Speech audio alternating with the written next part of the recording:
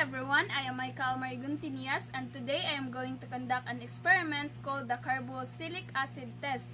So here are the materials needed. The first one is the vinegar, the baking soda, the plastic bottle, and the balloon. So first step, we're going to put the vinegar into the plastic bottle. The second step is we're going to put the baking soda into the balloon.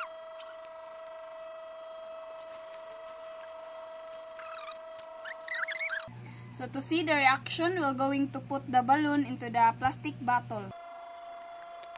So as you can see, when the balloon is placed over the neck of the plastic bottle containing vinegar and baking soda, a reaction occurs, producing carbon dioxide gas.